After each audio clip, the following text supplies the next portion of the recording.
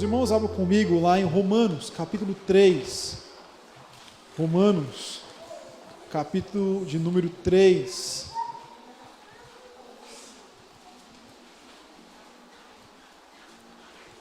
Nós falamos hoje de manhã sobre a reforma protestante e o texto que nós vamos ler é um texto que fala sobre um dos pontos principais da reforma, né, que é a justificação pela fé, de que nós somos justificados pela fé no nosso Senhor Jesus Cristo. Nós somos justificados pela fé em Jesus Cristo.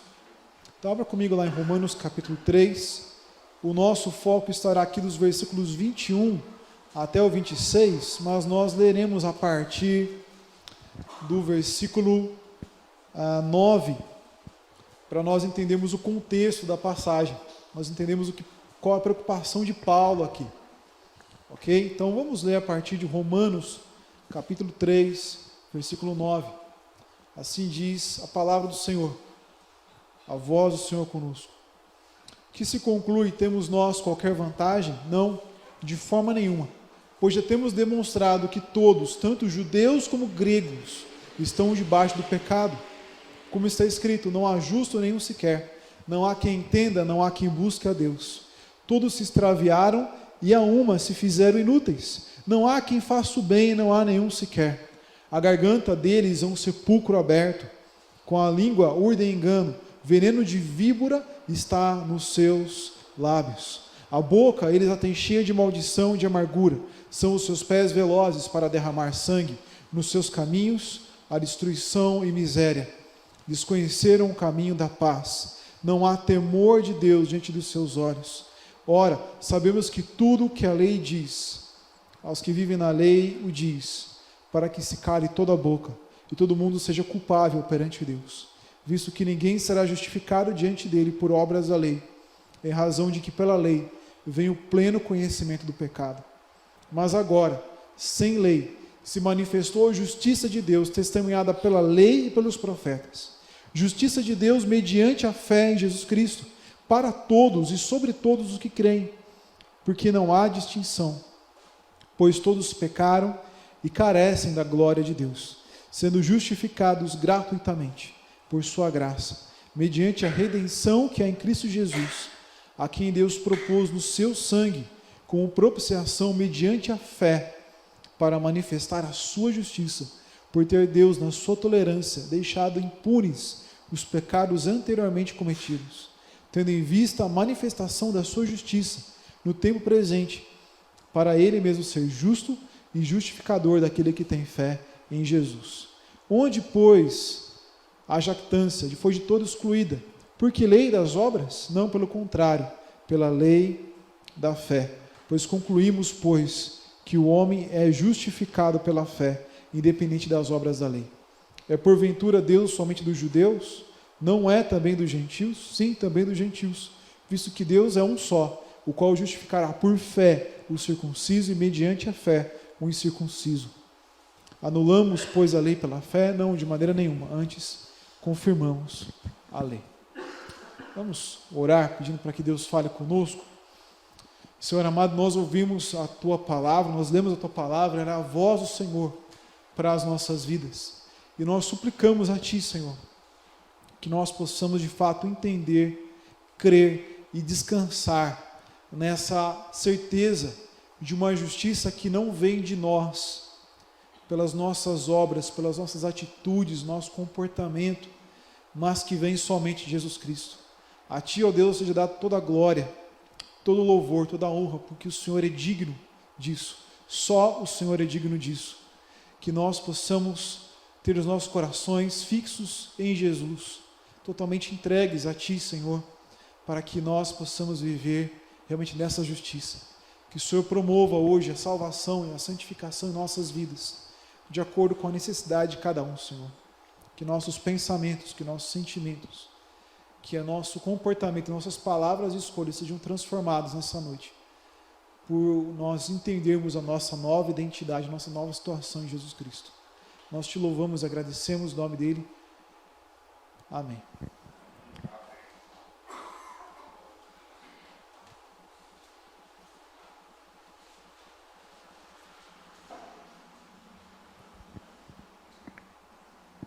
Meus irmãos, certa manhã, logo depois da escola dominical, né, eu e a Jéssica fomos comprar alguma coisa na feira, eu acho que até ela foi antes, ou estava comigo, não lembro direito. Mas, indo na feira, chegando ali naquela praça, né, que tem ali perto do mercado, da feira, naquela parte do meio ali, um pouco mais alto, estava sentado uma pessoa que eu conheço do CAPS. E eu percebi que essa pessoa estava um pouco alterada naquele dia. Mesmo assim, né, como eu conhecia, né, fui conversar com ela e tal. E a pessoa estava conversando no volume normal, não estava dando escândalo nenhum, não fazendo nada, a não ser estar sentado no meio da praça, naquele lugar que não é um lugar de assento ali, né? E pelo que eu entendi, tem um pessoal que cuida da praça. Porque tem um cara que chegou lá e começou a falar, você tem que sair daqui, você tem que ir embora daqui e tal. E eu perguntei, mas o que está acontecendo? Não, eu cuido da praça aqui e tal, né? E eu não quis entrar numa discussão, né? Mas não sei por que a conversa foi para esse lado da questão de Deus. Né? E o sujeito lá que estava meio alterado falou de Deus. E o cara que cuida da praça disse o seguinte, não vem falar de Deus não, Deus você tem que merecer, Deus você não merece. Você tem que merecer ir para o céu, tem que merecer Deus, e você não merece. E essa é uma visão muito comum para muitas pessoas, de que nós temos que merecer alguma coisa de Deus, como se isso fosse possível para nós. E há muitas pessoas que tentam então merecer a bondade de Deus, ou o favor de Deus, seja nessa vida ou seja na próxima. Há pessoas que fazem campanhas e fazem muitos esforços, muitos sacrifícios para receber uma graça de Deus, uma bênção de Deus. Há pessoas que fazem muitas coisas para merecer o reino de Deus. E essa é uma visão difundida para várias pessoas. Parece até óbvio que você tem que merecer alguma coisa boa, ainda mais de Deus. Né? Porque se tem alguém que gosta de justiça, de bondade, tudo certinho, esse alguém é o próprio Deus. E muitas pessoas pensam desse jeito. E não somente pessoas de religiões que não são, de fato, pessoas que seguem a Bíblia. Muitos crentes também pensam isso. Porque eles pensam que se você não andar segundo tudo que está na Bíblia, e Jesus voltar naquela hora, você está perdido. Se Jesus te voltar, ou você morrer num acidente, e você não tiver confessado todos os seus pecados, você está perdido. Você vai para o inferno. Ou se você não é um bom crente, Deus não vai fazer nada por você. A ideia de muitas pessoas é uma ideia de que a vida com Deus é uma soma de mais. Então Jesus mais alguma coisa é igual às bênçãos de Deus e à salvação de Deus. Jesus mais a caridade, Jesus mais a bondade, Jesus mais a honestidade, Jesus mais uma vida de oração, Jesus mais a participação numa igreja. E as pessoas vão colocando essas coisas como um critério para conquistar, para merecer a salvação. E isso tudo gera orgulho, como aconteceu no caso daquela praça ali. Talvez se eu entrevistasse aquele homem que cuidava da praça, ele pudesse até dizer, olha, eu sei que eu não sou perfeito, mas melhor do que esse sujeito que está alterado aí, eu sou. Porque eu tenho direito não apenas de estar na praça, mas de cuidar da praça. Esse sujeito não tem direito de ficar aqui. Eu posso falar em nome de Deus. Agora esse sujeito aí deveria calar a boca quando ele pensa em falar o nome de Deus. E muitas pessoas se orgulham da sua vida. E às vezes isso acontece na igreja também. De se orgulhar de quantas reuniões vem durante a semana, ou se conhece mais ou menos da palavra de Deus, ou se dá mais dízimos ou mais ofertas e o outro não dá, e por aí vai. E Paulo, nessa carta, como nós podemos ver a partir do versículo 27, ele está preocupado com isso. A palavra jactância é orgulho. Ele pergunta onde está o orgulho. Foi anulado. Por quê? Porque nós somos justificados pela fé em Jesus Cristo, independente das nossas obras, da nossa caridade, da nossa obediência aos mandamentos de Deus. E o foco de Paulo aqui nessa carta, ele não é o foco de ensinar um conjunto de doutrinas para nós. O objetivo dele é que em nós seja vista uma obediência que nasce da nossa fé.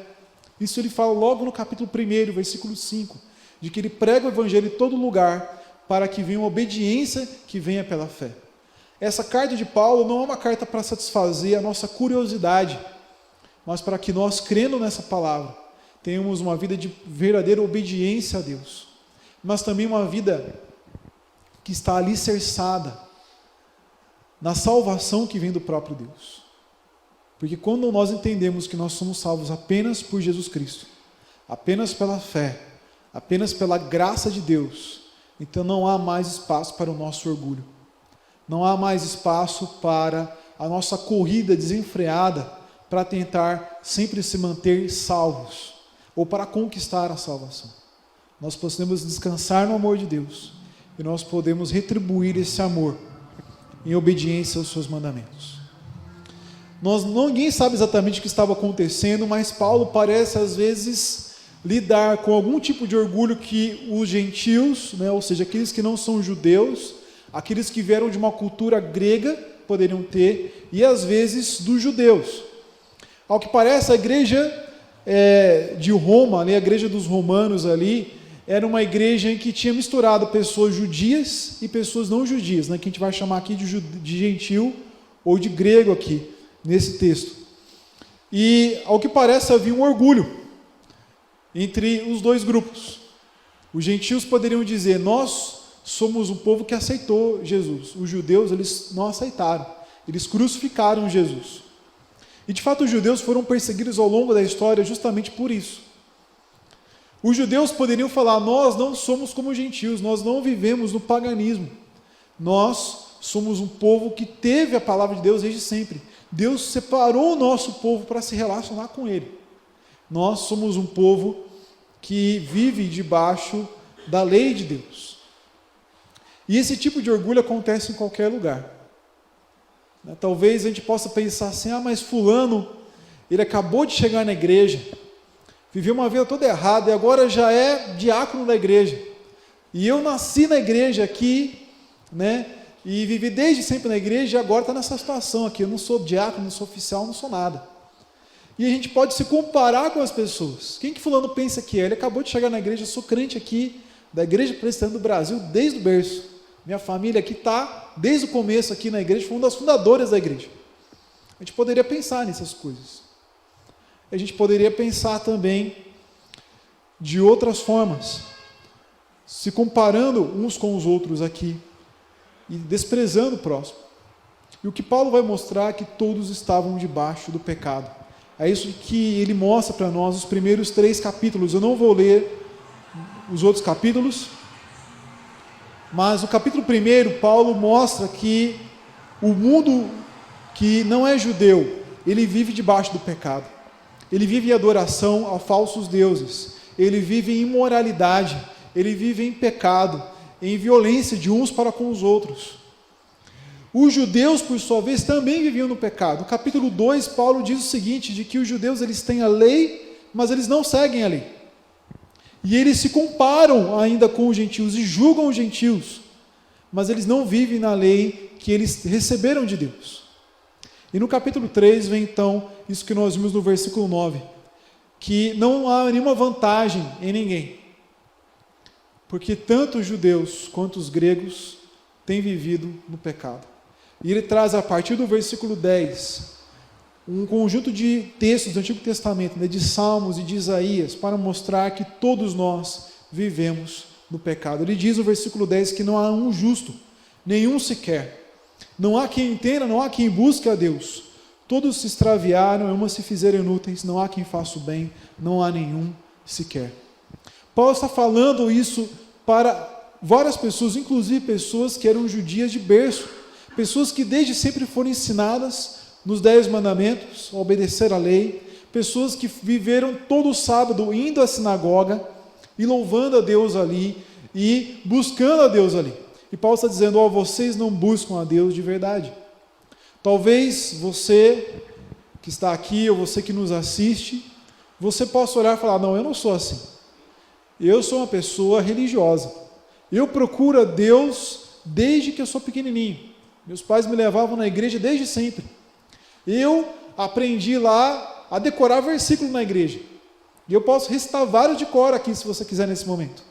Eu aprendi os hinos, os cânticos da igreja. Eu sei falar sobre Deus para as pessoas. E eu fiz várias coisas, eu evangelizei, eu fiz muitas coisas por Deus. Toda a campanha da igreja estava presente. Todo o movimento da igreja estava presente. E Paulo está dizendo que mesmo pessoas assim podem ser pessoas que não estão buscando a Deus de verdade. Mas como assim? Porque essas pessoas procuram um caminho que não depende de Deus para a salvação, ou para a bênção de Deus, ou para a bondade de Deus na nossa vida, ou para a graça de Deus. Eles são pessoas que procuram conquistar o favor de Deus pelo seu próprio merecimento.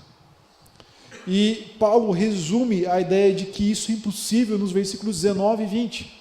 Ele diz: ora, nós sabemos que tudo o que a lei diz, aos que vivem na lei o diz, para que se cale toda a boca e todo mundo seja culpável perante Deus, visto que ninguém será justificado diante dele por obras da lei, em razão de que pela lei vem o pleno conhecimento do pecado. O que Paulo está dizendo é o seguinte: a lei, ela diz para a gente o seguinte: olha, você é melhor ficar de boca fechada, melhor você não se exaltar, não se orgulhar, não se comparar com o outro, porque você também é pecador, e você também está debaixo da condenação de Deus. Não há ninguém que de fato possa se considerar salvo pelo seu próprio esforço, porque pelas obras da lei, pela lei, ninguém será considerado justo diante de Deus, porque todos nós pecamos. E pela lei vem o justo conhecimento de que nós somos pecadores, vem o pleno conhecimento de que nós somos pecadores, merecedores da condenação eterna. Isso é o oposto do que as pessoas gostariam de ouvir hoje, isso é o oposto do que as pessoas pregam hoje. Elas são insistentes em dizer que nós somos pessoas maravilhosas, que não fazem mal, que somos pessoas corretas. Você pode fazer o que você quiser e vai ter sempre alguém dizendo: você é uma pessoa maravilhosa. O problema é que as pessoas não te entendem, mas você está certo, você é uma pessoa maravilhosa. Sempre haverá alguém para afagar o nosso ego. E isso aparece não somente na boca das pessoas, mas aparece também na mídia. Teve uma das séries que eu assisti no Netflix que eu cansei de assistir, porque justamente isso, os personagens faziam as piores coisas e sempre se convenciam uns aos outros de que eles eram pessoas boas. Nada que eles faziam era errado. E isso acontece o tempo todo. Porque hoje em dia ninguém diz que nós somos pessoas que são pecadoras. Mas o fato é que nós nascemos do pecado. Nós estamos encharcados, nós nascemos encharcados no pecado. E como Lutero disse, nós nascemos escravos do pecado. A grande questão é, se essa é uma situação, como é que nós podemos ser justificados diante de Deus? Como é que nós podemos ser salvos? Como é que nós podemos ter um relacionamento com Deus?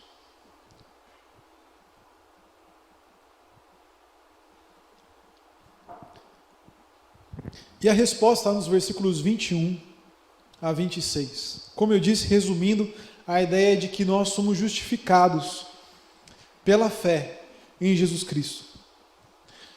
O que é ser justificado? Justificado é o seguinte: imagine que você é um candidato às próximas eleições. E você sempre foi um candidato que fez grandes obras por todo lugar que você foi. Você ajudou as pessoas, você foi fiel aos eleitores, mas teve aquela pequena vez em que você aceitou ali R$1.000 ali, por baixo dos panos, para fazer um favor para alguém. Então, o que é R$1.000 diante de um político que ganha verba de tudo quanto é lado, né? E ganha bem, né? Ganha um bom dinheiro aí, tem um plano bom de vida no final. O que são R$1.000 diante de todo o bem que você fez na vida? Mas uma vez você foi pego.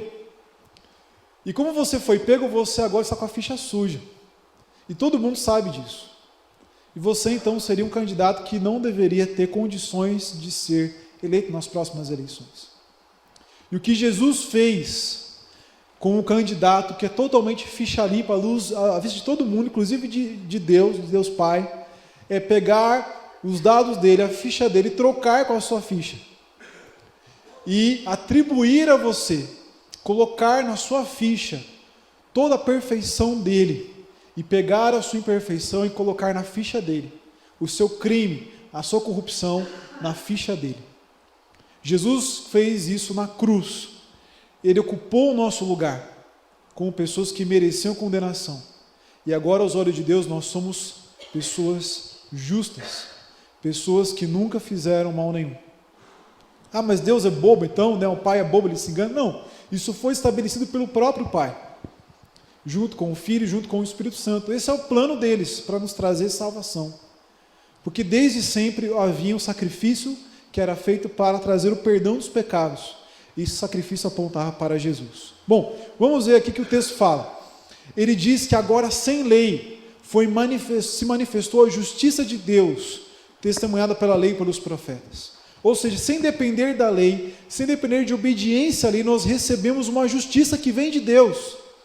Nós recebemos uma alegação de que nós somos pessoas justas. Nós recebemos um status, nós recebemos uma posição de pessoas justas, de pessoas que são ficha limpa, pessoas que não têm pecado algum. Só que isso não era invenção de Paulo, não era invenção dos apóstolos, não era invenção dos evangelistas, porque isso já havia sido testemunhado pela lei de Moisés, os 5 primeiros livros da Bíblia, e também pelos profetas, que, como eu falei hoje, vai desde Josué até Malaquias. E todo o Antigo Testamento anunciava uma salvação, uma justiça que vem não da nossa parte, mas da parte de Deus. Você tinha Isaías 53, por exemplo, que dizia que houve alguém que foi transpassado pelos nossos pecados e moído pelas nossas iniquidades. Ou seja, Jesus havia de ser crucificado. Isso foi profetizado 570 anos antes de ele se encarnar e estar presente como homem no mundo. E vários profetas trouxeram alegações sobre Jesus. Miqueias trazia o lugar onde ele iria nascer. Zacarias disse, aí vem o seu rei, montado num jumento. E vários outros profetas anunciavam que haveria um novo tempo, e que nós seríamos justos, independente das obras da lei, porque nós somos incapazes de cumprir toda a vontade de Deus. E como é que nós somos justificados então? O versículo 22 diz que essa justiça de Deus, ela vem mediante a fé, vem através da fé em Jesus Cristo, para todos e sobre todos os que creem. Então nós recebemos essa salvação como? Pela nossa fé. Então você esteja pensando, mas, então peraí, quer dizer que por eu ter fé, eu mereço então ter a salvação? Deus viu que haveria pessoas que teriam fé e pessoas que não teriam fé, e Ele então decidiu que as pessoas que teriam fé mereceriam então a salvação, ou as pessoas que fossem humildes o suficiente para reconhecer que eram pecadoras e necessitadas de Deus, elas mereceriam a salvação. Não é essa a ideia de Paulo. Paulo nunca coloca a nossa fé ou o nosso reconhecimento de que nós precisamos de um Salvador com um mérito nosso, nem com uma coisa com a qual nós nascemos. Paulo é claro em demonstrar para nós que ninguém nasceu com a capacidade natural de ter fé em Deus, porque todos nós nascemos contaminados pelo pecado. Mas quando nós somos transformados pelo Espírito Santo, ao ouvir a pregação do Evangelho, nós somos feitos novas pessoas, que têm o dom de crer em Deus, de crer em Jesus.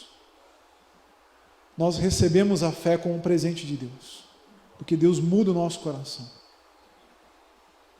Jesus diz a mesma coisa em João capítulo 3, para Nicodemos: quem não nascer da água e do Espírito, que não nascer de novo, não pode entrar no reino de Deus. O que Jesus quer dizer com nascer de novo? Que nós temos um novo coração dado por Deus. Paulo, 1 Coríntios capítulo 2, fala que nós recebemos uma nova mente. Uma mente capaz de acreditar em Deus. Por quê? Porque a mente natural, a mente com a qual nós nascemos, contaminada pelo pecado, acha que toda essa história de Jesus morrer na cruz por nós é uma grande loucura, é um grande absurdo. E Deus precisou nos transformar e nos mudar para nós sermos capazes de crer nele. E Ele fez isso pelo Espírito Santo em nós.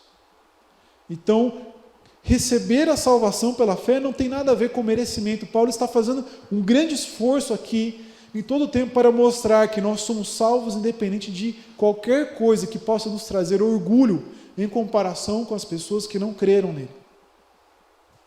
Nós todos somos farinha do mesmo saco. com relação a qualquer pessoa que existe no mundo, por pior que ela seja. A diferença é que Deus se agradou, como Paulo diz no capítulo 9 de Romanos, em separar um grande número de pessoas para crer nele. E Ele colocou essa fé em nós.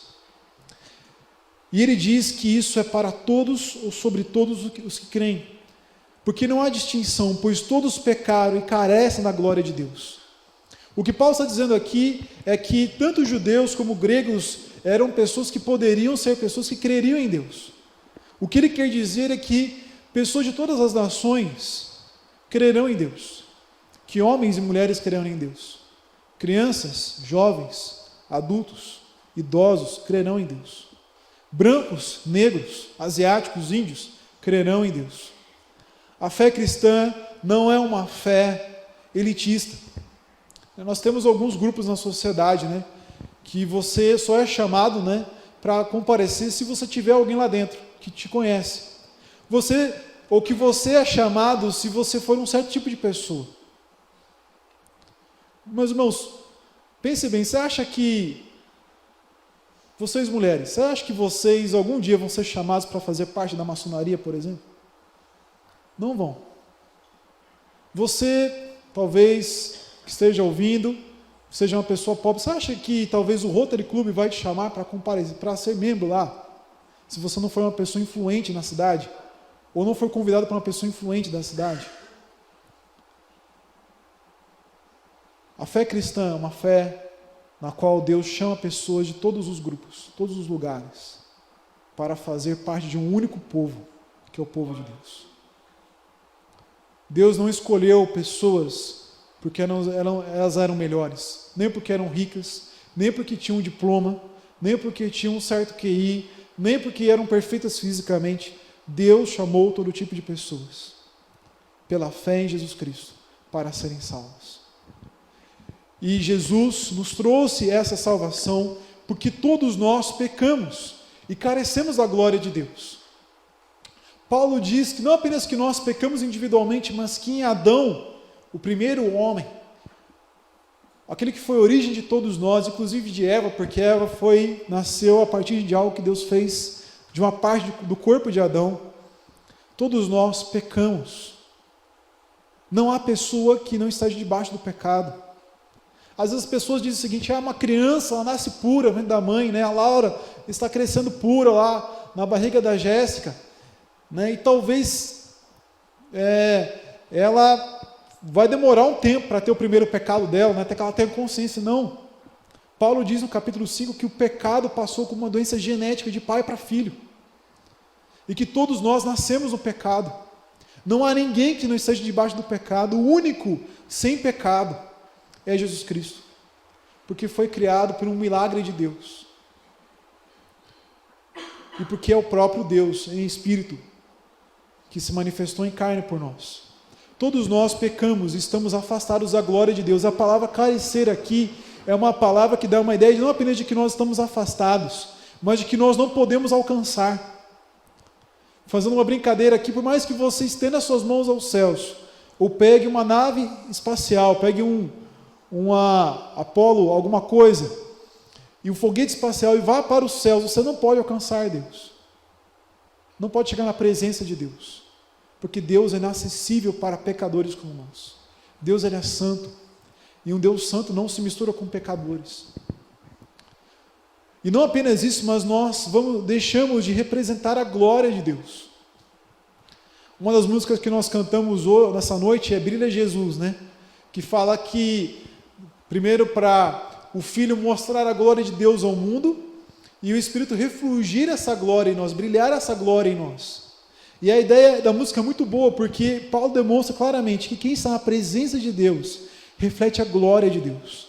Mas como nós não estamos na presença de Deus, nós deixamos de refletir o seu amor, a sua bondade, a sua justiça, ou seja, a sua glória.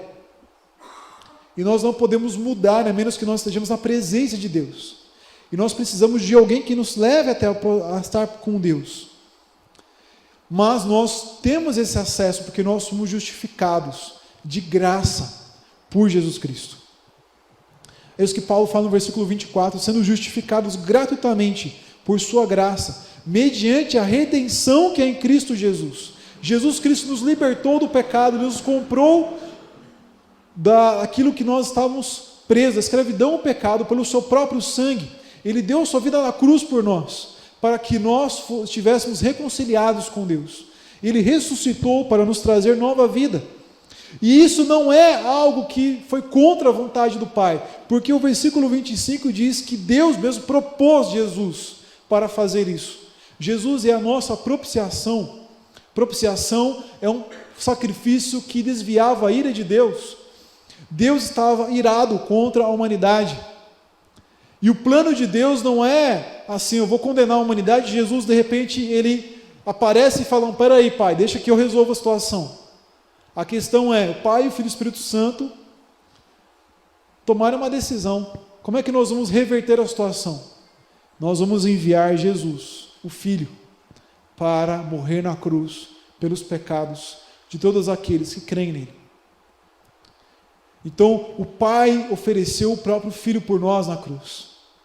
Veja o grande amor que Deus tem por nós, de oferecer o próprio Filho por pessoas que eram seus inimigos, pessoas fracas, pessoas que não tinham interesse por Deus, como diz Romanos capítulo 5. E Deus deu o seu próprio Filho na cruz por nós, porque esse é o grande amor de Deus por nós. E o Filho não se entregou na cruz contra a sua vontade. João 10 diz que o Filho tem autoridade para dar a sua vida e retomar a sua vida. É uma autoridade que veio do Pai. Jesus se ofereceu voluntariamente por nós na cruz.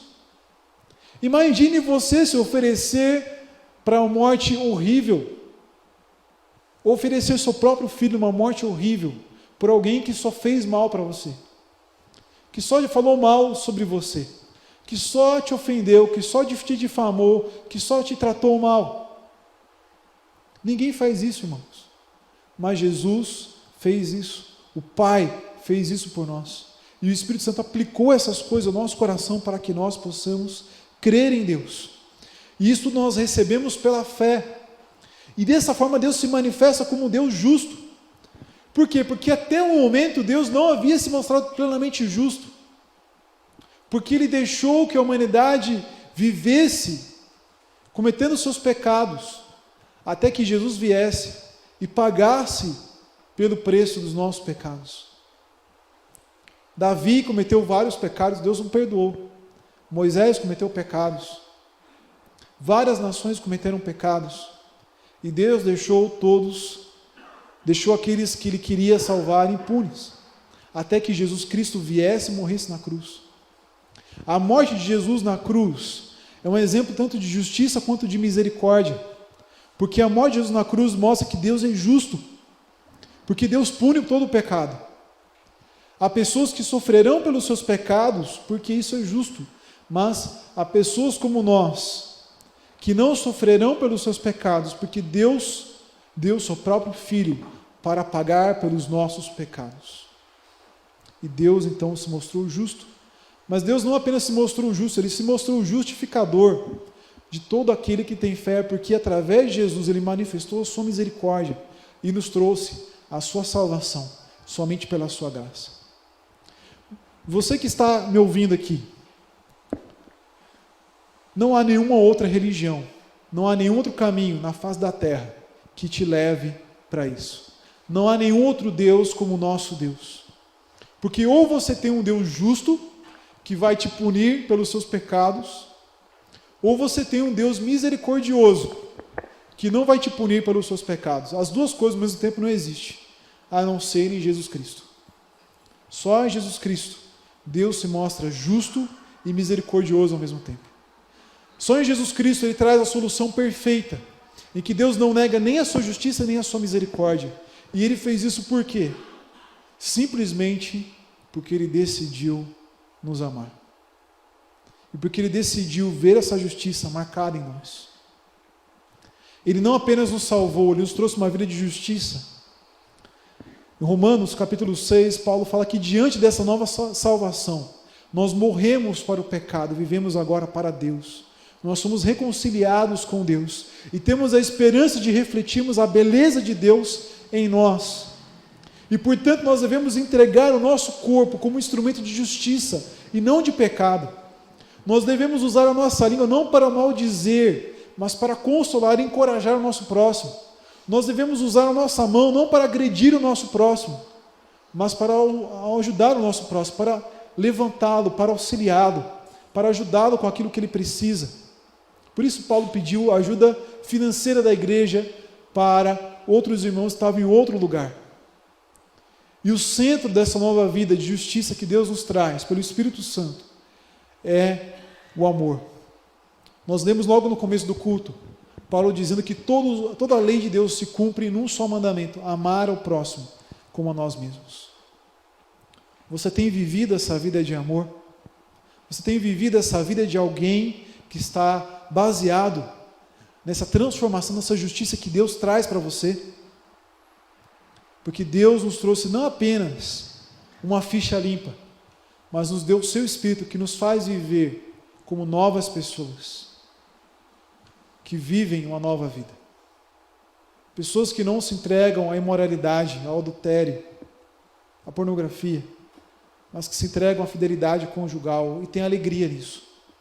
Pessoas que não se entregam à mentira, a enganar as pessoas, ou esconder as suas falhas debaixo do tapete, ou agir corruptamente, mas pessoas que encaram a responsabilidade de agir da maneira certa e de se pagar por aquilo que fizeram.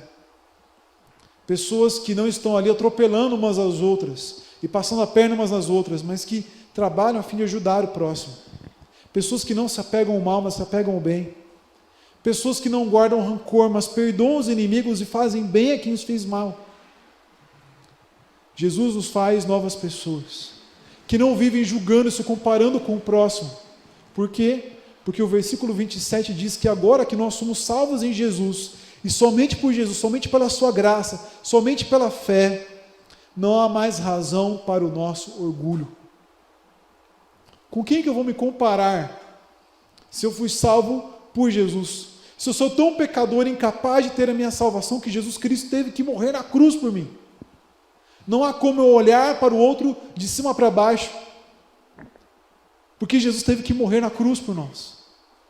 Não há como eu me achar melhor do que os outros, e é interessante, nem eu tenho que me achar inferior aos outros, porque o outro também só pode ser salvo por Jesus Cristo. Esse é um reino sem orgulho, sem julgamento, sem comparações, mas é um reino no qual nós adoramos e somos gratos unicamente a Jesus Cristo. É um reino no qual nós damos graças a Deus por tudo aquilo que nós temos, tudo aquilo que nós somos e que nós herdaremos por causa de Deus. Há muitas pessoas que veem Jesus apenas como alguém que nos ensinou um bom caminho, sem considerar para essa realidade. E elas vivem pensando: olha, fulano não vive desse jeito, fulano vive desse jeito. Nós temos que parar com isso, irmãos. Pouco importa em relação a nós se o outro vive de um jeito ou de outro. O que importa para nós nessa situação é no fato de que nós temos que pregar o Evangelho para quem não vive em Jesus ainda. E temos que chamar o nosso irmão a viver em Jesus plenamente. Mas para nós há apenas uma verdade que transforma a nossa vida, de que Jesus nos justificou por fé.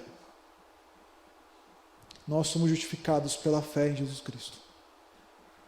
E isso é a base da nossa vida. Isso é a base da nossa identidade. Isso é apenas a única coisa que nós devemos crer e crer de novo por toda a nossa vida. Então, se você tem se comparado com outros, se você tem se perguntado se você é alguém à altura de Deus, se você merece estar na salvação ou não, no reino de Deus ou não, ou se você está confiante demais em si mesmo, cheio de orgulho, reveja a sua vida, porque Jesus Cristo morreu por aqueles que têm fé nele. Nós somos justificados pela fé em Jesus Cristo. Que você possa crer nisso e que você possa anunciar isso para outras pessoas também. Porque há muitas pessoas, como aquele homem da praça, achando que há pessoas que merecem ou não. Há muitas pessoas que vivem uma vida miserável, porque acham que estão perdidos de uma vez por todas e não há ninguém, não há Deus que se interesse por eles. Mas uma boa notícia para o bêbado é uma boa notícia para o orgulhoso da praça, de que nós não precisamos viver desse jeito, E não precisamos nem nos afundar em autocomiseração, e nem nos orgulharmos e ficarmos vigiando a vida dos outros, porque há um Salvador para todos nós, porque nós somos justificados pela fé em Jesus Cristo. Que você possa crer nisso, viver nisso e levar isso para as pessoas. Vamos ter um tempo de oração e depois nós teremos a bênção do Senhor. Vamos colocar de pé para nós orarmos e recebermos a bênção do Senhor.